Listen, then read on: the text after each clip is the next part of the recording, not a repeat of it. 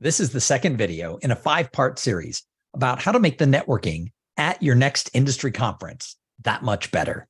You know, when you're planning an event, making sure that people are engaged, meet other people, are able to network and connect is the secret sauce to getting them to come back year after year.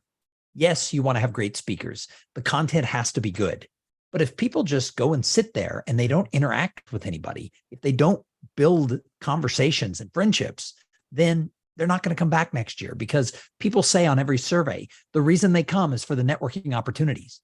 And after the pandemic, this is more important than ever, because if we just want content, we can sit and watch videos. Heck, you're watching this one right now. But if you really want to connect, watching a video isn't going to do any good. You have to get to an industry or an association conference.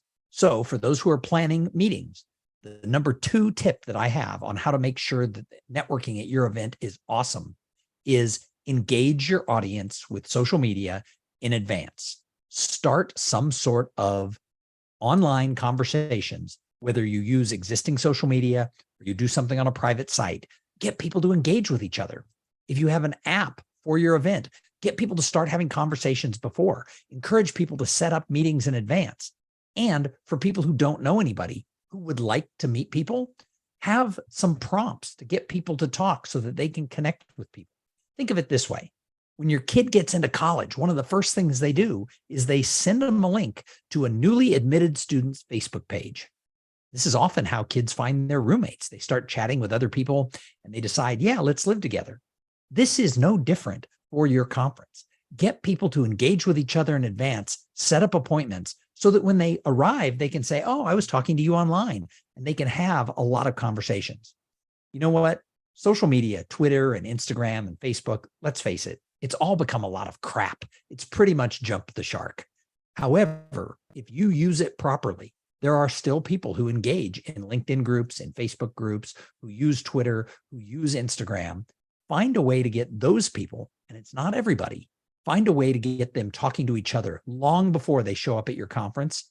Then when they show up, they're a little bit more comfortable with the people who they're meeting because they've already talked to them. So work the angle in advance to get people having conversations. In fact, another thing that a recent client of mine did is they put on a series of Zoom meetings where they broke people up into breakout rooms so that people could talk about topics that were important at their conference, but also so they could meet people in advance. It worked great. When we showed up, everybody felt like they were old friends because they had been on the series of calls. The people who didn't go on the calls, well, it was no different than going into any other conference, but about 1/3 of their people participated in the Zoom calls in advance, and it really improved the networking at the whole event.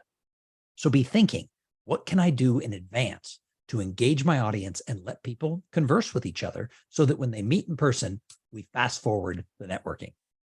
Stay tuned. We're going to have video number 3 in just a couple of days. Thanks for tuning in, and leave a comment down below.